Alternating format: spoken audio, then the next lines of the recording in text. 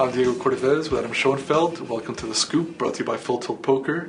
We've got Erik Seidel back again. My hero, my number one poker hero. He came on the show last year and then immediately went out and won a deuce to 7 bracelet, his 8th bracelet. I gave him some pointers on the break. I was like, you got to play aggressive, don't be shy. He's scared on the tables a lot. He's a fascinating player because he really has a unique style. I mean, he really has his own way of playing. And on top of that, he's won 8 bracelets. He's not playing so much of the cash games now, but won a ton of money in the cash games in the old days. And he's extremely modest about it. He's always kind of self-effacing, but he's really a titan in the poker world. The best. So last year we had you on the show. It was very interesting.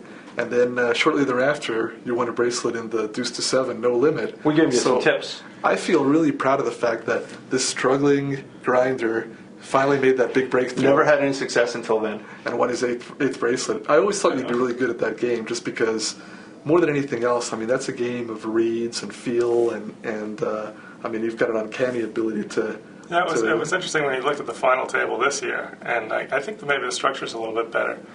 And you just had, great poker players. Mm-hmm. Jeff Lissandro and Barry and Mike Matiso, and just, I mean, it was really it was a great lineup. I mean, it must have been a fun table. It would make fun TV.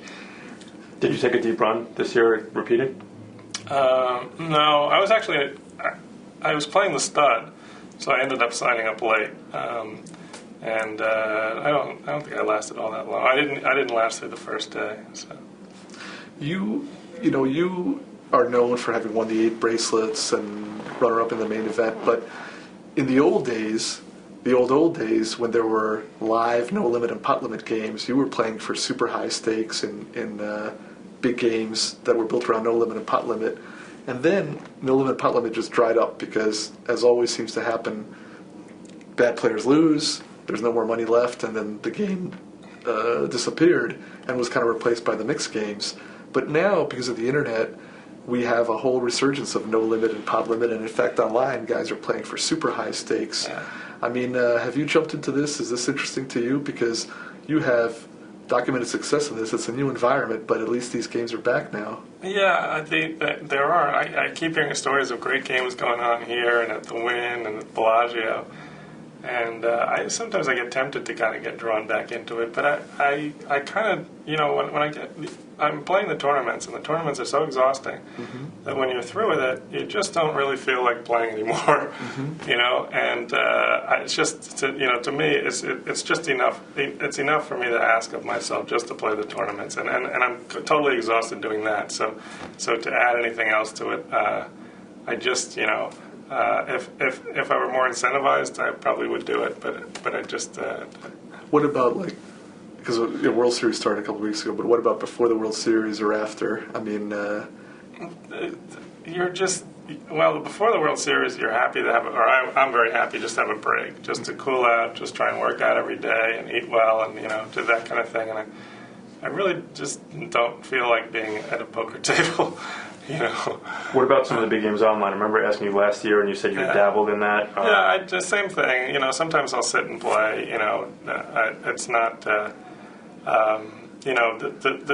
stakes of those games are really big, and I do enjoy playing them. But the swings are really enormous, and normally I'm not looking to swing 200,000 or 300,000 a day, but or more. Sometimes I do get caught up in it, and just I just feel like playing, But mostly, I'm happy to have my life at home when I'm not playing with the tournaments. And you won a World Poker Tour this year, which you hadn't done prior. Yeah, I was the biggest World Poker Tour donkey up until this year. How many you played? Glad to have that off my shoulder. No, but I played a lot. I mean, I've been playing since the very beginning, and played.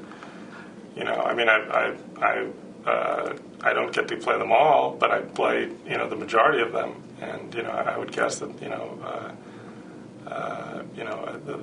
with the amount of tournaments I played, I really had a shameful record. Really, only one final table, and I think that was the first year.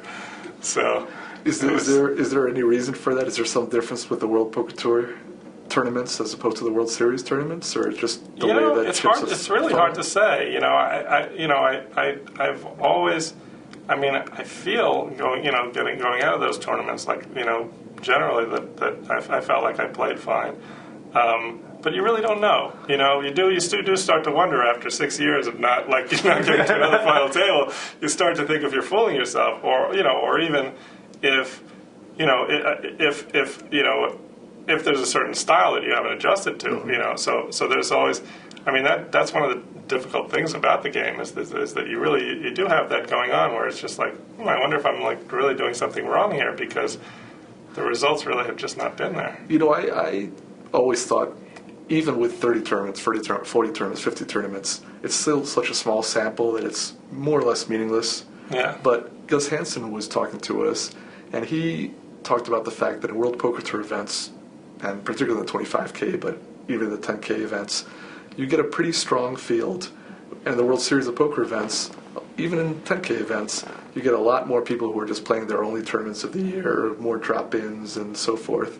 And his thesis was that, certain players, and he named Phil Hellmuth in particular, are more oriented towards beating bad players, which is a skill in itself. It's not an insult. It's just saying that, a certain style of play, really maximizes exploiting certain kinds of players, and that, that's part of the equation. I think there is something to that, but I also I wouldn't agree though on the 10,000s. I would say the 10,000s here are as strong or stronger than the WPT 10,000s that I played. Sometimes you get some surprisingly weak fields in the WPTs as well. I told you that on the third day of WPT, so we're in the money, and a guy that I'd been playing with for the entire tournament came up to me and asked me, "How do you know after the flop whose turn it is to go first?" That's a good question. Now, either this is the greatest psychological manipulation of all time. It is a good question. I asked Diego to find out. But either this is the greatest psychological manipulation of all time, or there aren't necessarily only good players in at that point. Yeah. I think a lot of times I'm really surprised at some of the weak players I see in the WPT, and sometimes they're not. Actually, at Foxwoods, my first table, the first day was really a tough table. So you do get, you get a lot of tough tables too. But I would say, all in all, you do, because of the TV does draw people that are not, a lot of non-professionals to those events. Maybe I've got my own kind of slanted view about your game just based on my bad experiences playing against you. But and my first time I ever played the main event, I was seated 2 seats to Erik's right, and then for 2 or 3 hours Erik was not only beating me but laughing at me. But Erik likes to taunt a lot at the table. But do you feel your game is more oriented towards a certain kind of player, versus the weaker player, the stronger player, or less experienced player, more experienced player? Well, I would hope not. I don't know. You try to be, you try to play as well as you can against a bad player, and that's going to be, a different way of playing than you would play against a strong player. I would hope that I can make those adjustments, and I make those adjustments well. That's my job, but I don't know how successfully I do that. So far in the World Series, you made a deep run on the 7-card stud high, which surprised me a little bit. I'd never thought of you as more of a stud specialist or a mixed game specialist. Did this surprise you? It did, yeah. Have you don't even pay attention to the up cards. Have you been doing some secret training? You don't pay attention to the up cards. This is known. No, it was that morning. I had the decision whether to put a match to 10,000 or just go play in the stud event, and I just thought, all right, what the hell, and I'll play the stud event. It's not. It's definitely not my game, and not all of the stud games I have a lot of trouble with. So I was just, to me, it was kind of just a real present to somehow find myself at the final table. But then what was interesting was when I was at the final table, and there were some strong players there, I did feel like it was very winnable. There were, there are a lot of tournament things that apply to all the games. At that point, it's tournament strategy. So it was kind of interesting, yeah. Going into it, I was thinking, I'm really in trouble here. What if I get heads up with David, Oppenheim or something? But it turned out there was more to do than I expected. It was Yeah. See, I have no doubt about that. When you get to the final table or final two tables, tournament strategy plays a big part. And, understanding stack sizes and understanding who are the more vulnerable players, who's looking to move up, who's looking to win. And it doesn't matter if you know the intricacies of the game. You just need to know who to attack, who to steer clear, and so forth. This is what people have said about Chris Ferguson for years. Yeah. He's bad at all the games, but he knows how to play tournaments. Now, obviously Chris is a great player, but we've seen Chris up against guys who are specialists in Omaha 8, and he just runs over them, and it's not his game because he knows how to play the tournament. Or doesn't, but knows you those can do the things. same. Right. So but in the early stages where it plays more like a live game, that's the stage you need to. That to was get one through. of my strategies for the stud, and it was really a tough decision. Actually, I just showed up 2 hours late, thinking that it would be more random that way. That I wouldn't be ground down. And that's my strategy today as well. I'm playing with stud 8 or better. And also not let them see how you're playing, because those first couple of levels, people always said, Daniel always says, well, first couple levels in a limit tournament are meaningless because chips just go back and forth, the blinds are so small. But they're not meaningless if people are really playing their games because you pick up a lot of information about the that's players. very valuable, yeah. So you also didn't let them see how the you problem play. for me in doing that and showing up 2 hours late is actually it is helpful to have that practice along the way, and you're practicing at a lower stake. So for me, it is kind of helpful to play some hands and get a feel for it and get back into it a little bit. Have you? But in seriousness, have you actually been working on the game or on these other games? Or it's just a good run? Well, I've been playing a fair amount every once in a while when I've been playing on full tilt, I've been playing some stud 8 or better sit and goes and things like that. Okay. I definitely have more experience than I had last year. You're good friends with some of the best specialists in the world at these games. Yeah, So could. Do you ever talk to them? Jawanda just said, "Hey, if you're going to play today, I'll give you some tips," which would be very helpful because he's really great at that game. Of course, fantastic. Actually, Mike Matiso gave me a little tip yesterday, which was helpful. And I think you pick up enough of these things, you get a little experience, and you hope that some of it sinks in. I don't know, it's just sometimes I feel like that stud part of my brain is just missing, but I still have hope that that I can get competent enough that the tournament skills will kick in. Eric, we've talked to you before about, and it's probably exaggerated, but you're famous for not really giving away a lot in terms of strategy and discussions, even with your friends. Howard makes fun of you for this. In a way, the world has become your nightmare because there are these poker training sites now that are the greatest. Like, I would have, literally, if you told me 5 years ago I could watch over your shoulder while you played an entire tournament or in a cash game, I would have let you cut off my right leg for that. But now, great players it's available for $24.95. What are your thoughts on that? It's really unbelievable. They have a bunch of these sites. I am involved with one called ProPay. I was going to get to that. But there are a lot of them, and they have some really excellent players teaching them. I haven't actually watched any of these videos yet. The only one I know of is the one that I did, or the two that I did. But and they're not contrived. I mean, they're playing. They're talking, and they're some of the best players in the world. It's fantastic information if people want to spend the time and learn. I don't know. I don't know what they charge for this. As a monthly fee for these sites. But whatever it is, I'm sure it's roughly it's $20 to $30 a month, depending. And if somebody is determined to get better and they're willing to put in the time, the information is there. Mm-hmm. So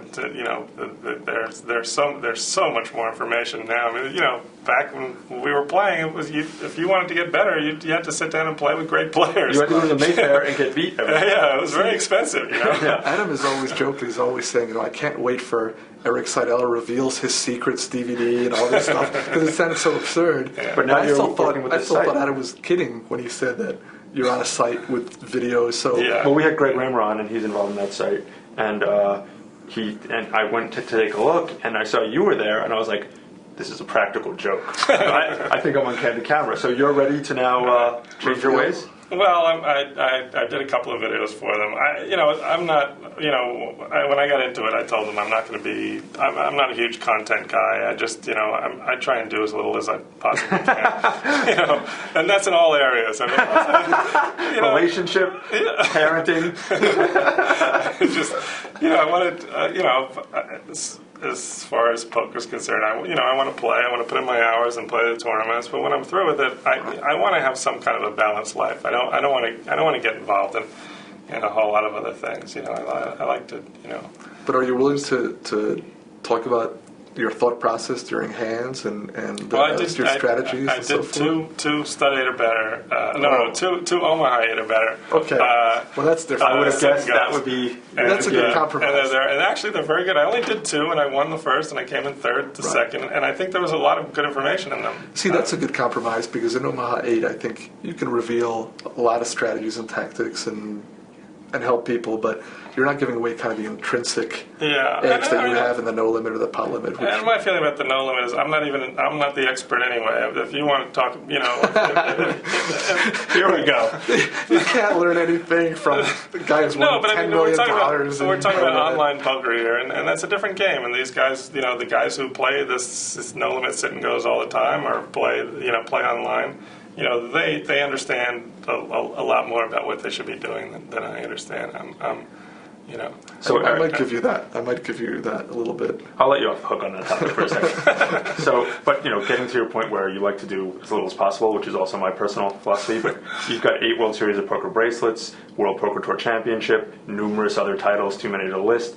Do you still love poker, or do you do it for fun, or do you ever think I might just say screw it and not play anymore? I have thought that I might say screw it, but I really do like it. I mean, if I haven't played a tournament in a week or two, I'm really anxious to get to go and play again, which makes me so happy because then sometimes I'm playing a tournament and I'm like, I can't wait to get home. So it makes me feel like I'm always looking forward to something. It's it is. I still like to play. I like the competition. Like, it's interesting to be at the World Series and be competing, and it's really it's a personal challenge every time you sit down. And I like that. I kind of I like the idea of like challenging yourself and trying to think well each time you sit down. It's really. I was going to suggest that you just win 3 or 4 bracelets out of spite to pass Phil, and then just quit. And then even if he passes you after that, no, it doesn't mean anything you're not playing tired. It's like you're like, I won 12 or 13. Phil's a tough person to pass, man. He really is. I mean, obviously I haven't won anything, but I don't see how Phil, with the style that he plays, ever wins anything. I don't understand it. I think that we all tend to kind of underrate him in some I'm not ways. saying I think he's not good, but I don't understand it. Because he certainly does things that work extremely well. I mean, he's done it consistently for so many years that at some point you have to say, okay. Well, that's the conundrum. Yeah, I mean, maybe he's not as great as he thinks he is, or he says he is, but he's got the style that works. And, 3 or 4 years ago, I thought, okay, now Phil's going to have to make some adjustments. I mean, either he's not going to be able to make them, or more likely he'll make them because he's very motivated and very smart, and he'll figure out, kind of a new style because of the, much more aggressive fields and more kind of technical approaches. Just but more he good seems players to be who know math. He seems to be, and I say seems to be because maybe it's just what he wants it to seem to be, but he seems to be playing the same style and making a lot of the same laydowns and the same tactics, but in the meantime he's won 2 more bracelets. Something's working. It really is interesting to watch how he really does it year after year after year, and as he's been doing it for a while. I mean, it really is. It's bizarre. Yeah. I like what you say about still getting the enjoyment out of competing because, especially for anyone, especially for poker pros, I mean, you're very balanced and very sensible, but obviously underneath there's a real competitive streak, which you need to succeed in this. And we had, kind of as an awkward segue, we had Steve Zolotow, and he was telling us stories of the old days in New York, and he told us a story that maybe you can confirm about a gentleman who'd played your mother, and Scrabble. This at Scrabble, and worked her, and that you'd gotten your revenge by then playing him in backgammon and actually winning the man's boots during a snowstorm and making him walk back bootless. I still have that boot. And I actually, somebody asked me about it recently. I did a photo shoot at home, and the guy asked me I found the boot in a box. It's part of the photo shoot, so it's pretty funny. Yeah, that was. You've been carrying the guy's boot for over 20 years. It's been in a box, but if it were up to me, it would be displayed somewhere. But even more than your World Series bracelets, you prize the boot. You might not know where the bracelets are. There are no trophies there, but there is the boot. Yeah. Don't cross Erik. I mean, when you started out, I mean, you were a real games player. I mean, you were playing backgammon and other card games. I mean, not just poker. I mean, poker seems to follow the other games, right? Yeah. I was a backgammon player first, and it was pretty much the same thing. I mean, you just played games. You showed up. With backgammon, it was a little more personal because to get games at backgammon, you kind of very often you're playing one person, so you kind of that person has to want to sit across the table from you for hours and hours and play. In poker, you don't really have to, entertain anybody. You can just sit there and play. So it's a little bit different. And it's heads up. So if they want to avoid you, they avoid you. You can't get a situation where you get a ring game going, and I don't want to play with Erik, but it's a good game, so I'm going to sit down there. I mean, if they want to play you either because they don't like you personally or because they fear you're too good, there's no game. But it was similar in that it's a game that's got a lot of interesting stuff going on, and there's a luck factor, and you get to travel around and go to tournaments and see some amazing places, and so there were definitely a lot of similarities. It wasn't like it was that difficult to transition. I have to say I love poker. I like poker so much more than I like backgammon. Though it's just I don't know. It's a lot more exciting and more complexities. Interesting. There's a lot more to it, I think.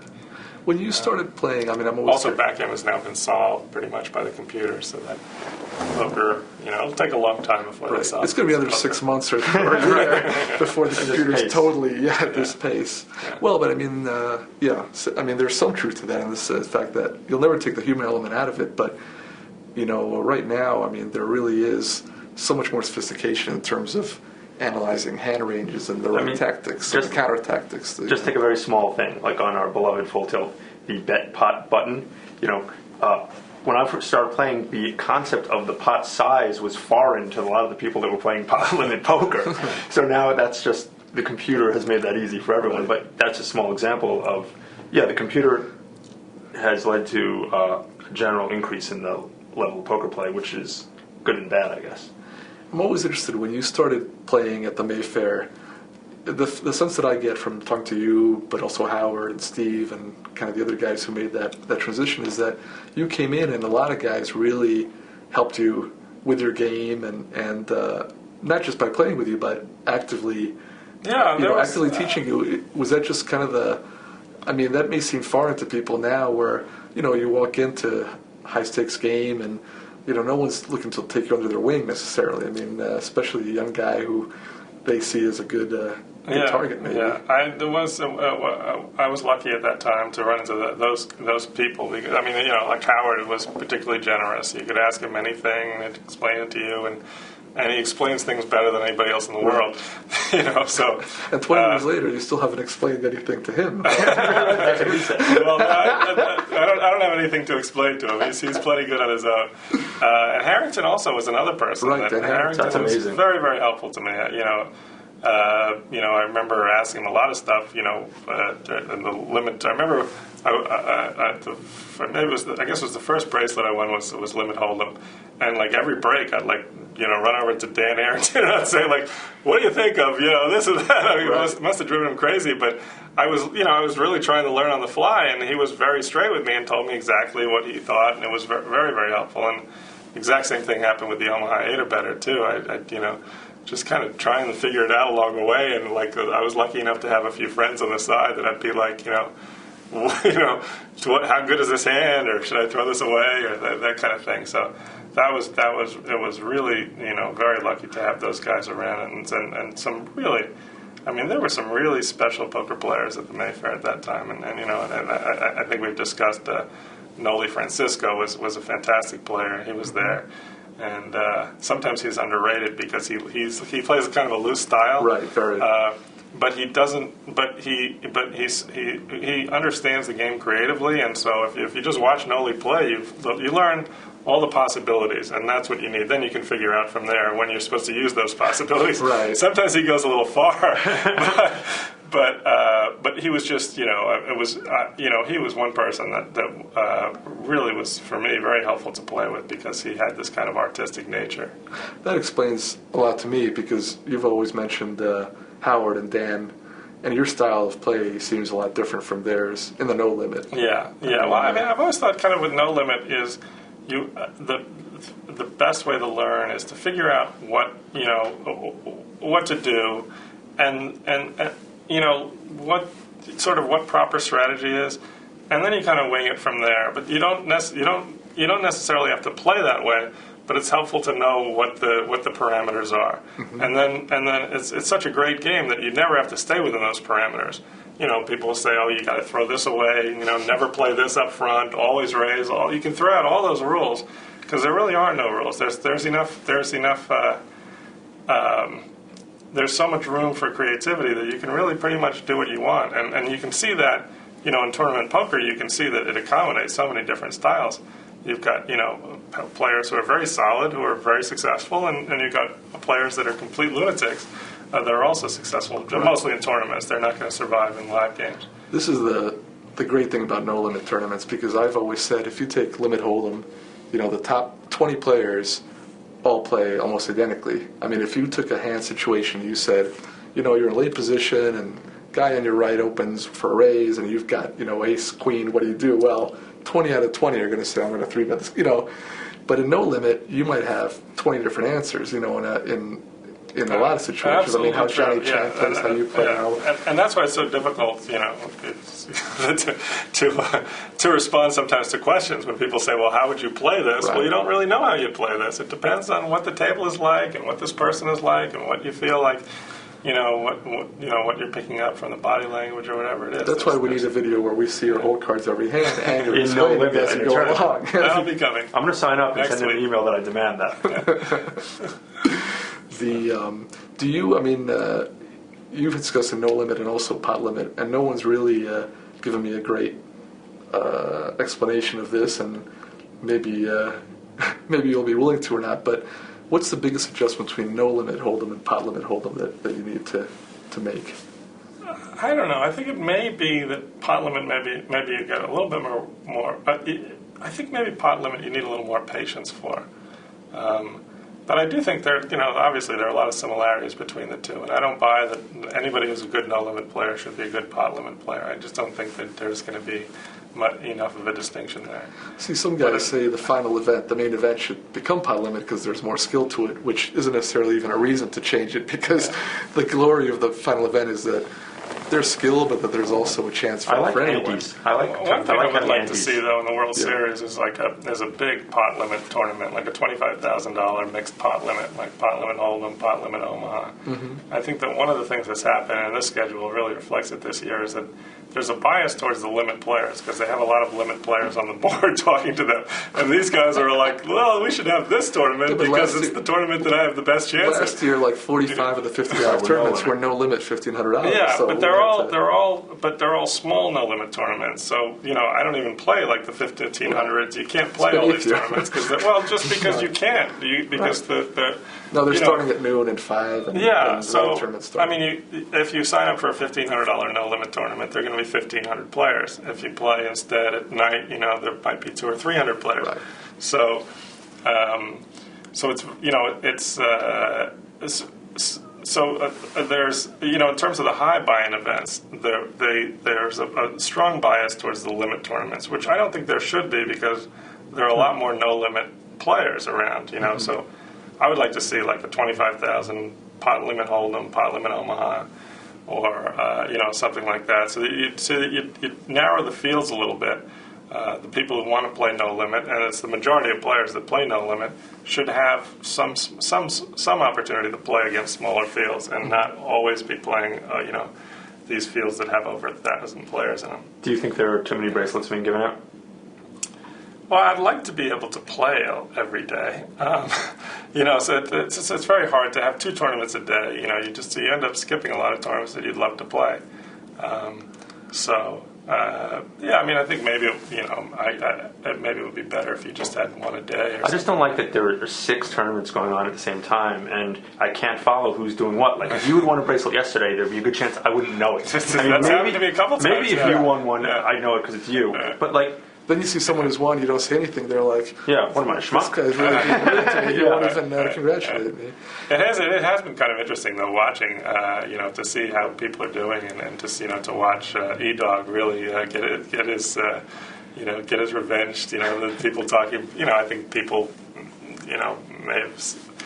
It's been on his back that he hasn't done well in the World Series. Actually, now all of a sudden he's just like destroying everybody. He may win 4 this year. Yeah, and Barry doing extremely well. David Singer, Andy Block has been to a bunch of. For some reason, Erik Lindgren definitely. People were saying he hasn't won the World Series, even though he almost won, and of course he's won tons of other tournaments. But he was like a monkey on his back. Player. I mean, he really is a fantastic tournament player. So it's nice to see him emerging now in the World Series. One thing that's going on this year that's become very public, and people are even following it, is that big guys are involved in bracelet bets. And some guys have millions at stake on the bracelet bets, far exceeding the value of the bracelets, which is another issue. But do you get involved in these at all? Because I don't see you, but I can see. I would if actually I have a piece of the Ivey bets. So he's got, although I don't. I mean, he really the price isn't with 1.8 to 1, and he does have some better prices than that. But right. I mean, he started really much higher, and then it came all the way down. Yeah, I envy his confidence because he really feels like, well, it's 1.8 to 1 just this week, So you don't have any involving you winning? I don't have any. Oh, actually, I do. I have one with Mike Matusow. He laid me 4.4 to 1. 4.4 to 1. Yeah. So I was. That was actually after the tournament had started. So I don't know how many tournaments had already gone by. But if you win one, is Mike going to have to take a day job? If I win, I bet 10,000. So, but. I mean, I would have bet more, but see, I've seen Daniel. Yeah, I would bet more too. I would go get a loan or something and do it because, Daniel explained this pretty well, which is that, let's take 4.4 to 1. I mean, if you play, let's say, 40 events, maybe that's a lot more than you play. Maybe 30 events. 4.4 to 1. You're talking about, not winning a bracelet for years. And you've won you don't really go bracelets. Right.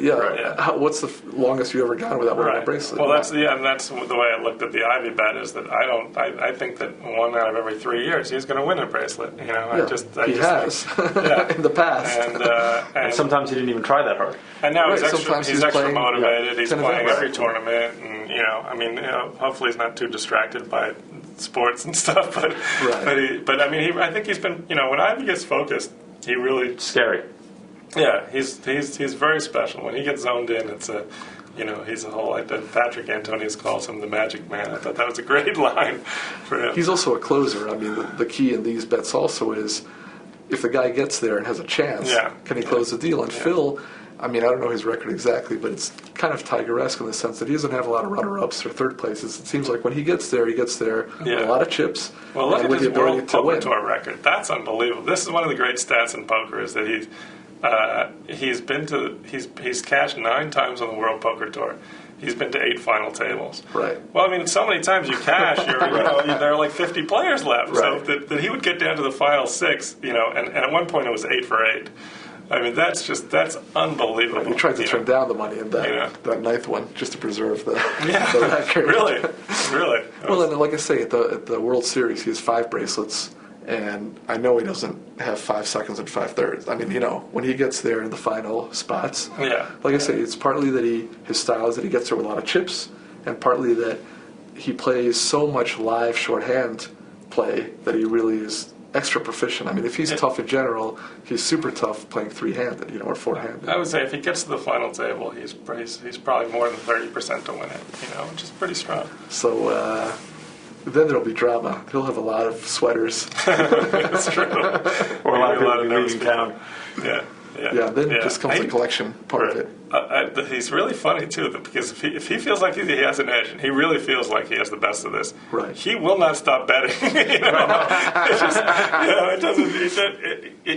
He would really book any amount if he feels like he has the right price. It's very funny that way. Well, and that's the thing. It's down to 1.8 to 1. Yeah. And maybe that's getting close, although it's still, as you explained, it's like that's still just winning once every 3 years. Yeah. But it started at 4 to 1 or something. Yeah, he like took that. 3 to 1 from Doyle. That was the first bet he made. So I mean,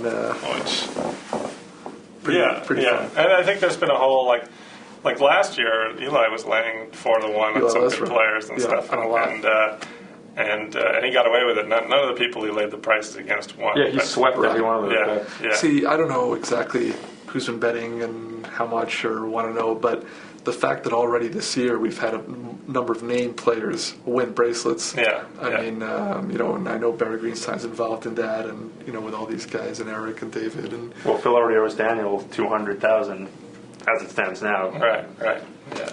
So that's another little sideline to keep watching. Yeah, I'm gonna go out and try and book you at 4.4 to 1 if I can. I'm going out right now, as a matter of fact. Well, Mike Matt has already won a bracelet, so I don't know if he has. Yeah, and I think that's actually how he arrived at the 4.4 to 1, truthfully, is I think that he was thinking, well, I've only won 2 bracelets, and I've been playing for a lot of years, so nobody could be more than 4 or 5 to 1. I think that's how he got there. But I don't think, I think that what he was missing is that, maybe he's run bad, or maybe he wasn't playing well for a lot of years, or whatever was going on with him. But it seems to me Mike might have had 1 or 2 weeks. Yeah, exactly. Possibly. And he's overcome a lot of that stuff. Of where he course. used to be Mr. Blow Up, and now he seems to be. But you don't have those same weeks. Incredibly focused poker, But if you look at the best tournament players, they're winning at a very consistent pace, over time. I mean, I don't know. I just, you just feel like Alan Cunningham, Phil Ivey. The thing about betting in general also is that I don't like when you're laying the big odds. It's like I want to lay some money and win a big amount, as opposed to, if you're doing a bunch of these bets like Eli did last year, and he did win. But again, it's like where you've got money out, and if they all go well, you win a couple $100,000. But if a couple go bad, now you're out millions. I don't like that part of the equation. I'd rather take it the other way. But now it seems as if this year all the lines are going to adjust to something different now. Whereas last year people were talking about 4 to 1 stuff like that. It looked like the lines are going to, because of Ivey, the lines are going to move up a little bit. He's hurting the whole market. Erik, we know you've got to get to a tournament to continue your new stud expertise, to demonstrate your stud prowess, and you need to. It helps if you look at the up cards. Just look at the up cards. And remember them. No, let's not be ridiculous. Just it's only a third of the cards anyway, so you really don't have to pay that much. Yeah, it's not that much. And you've got to win some bracelet bets. But thanks for coming by again. All right. And continued success. And we're going to get your promotional video, your training videos as well, and try to learn. Are you going to, in all seriousness, are you going to make some no limit or pot limit ones, or stick to the stud and the I don't expect to be all that active in making videos. I kind of got involved as an investor, and also hoping to get to recruit some good players for the team. We have good setting of expectations. Annie Duke is one of the teachers, and I happen to think she is one of the very best teachers, in poker. When she talks about poker, she really knows how to explain. Yeah, I agree with that. I watched her sample video, and she's got so many great thoughts. You almost have to watch it several times. She's really good. She's got great reviews at these academies where they teach people. She's a fantastic teacher, and people, a lot of people don't recognize that about her, but she really understands the game and how to play the games, and explains it well. So. Fantastic. Well, thanks again, and thanks for joining us on The Scoop, brought to you by Full Tilt Poker. Make sure to write us at thescoop at cardplayer.com, and tune into Card Player TV.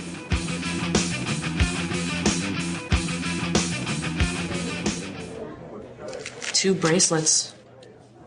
Awesome. Well, these aren't easy to win. Remember this one like it was yesterday. My opponent had me down to my left. Sorry. Anyway, it's down to my last few chips. So, I had to call. We play at FullTiltPoker.com.